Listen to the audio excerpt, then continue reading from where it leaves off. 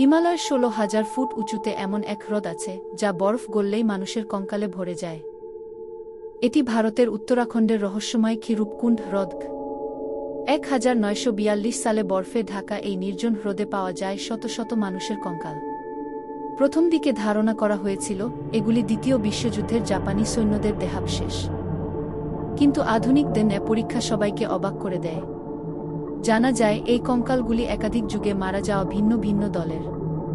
সবচেয়ে বড় দলটির মৃত্যু হয়েছিল নবম শতাব্দীতে এক ভয়াবহ শিলাবৃষ্টিতে। তাদের সবার মাথায় ভারী বস্তুর আঘাতের চিহ্ন ছিল।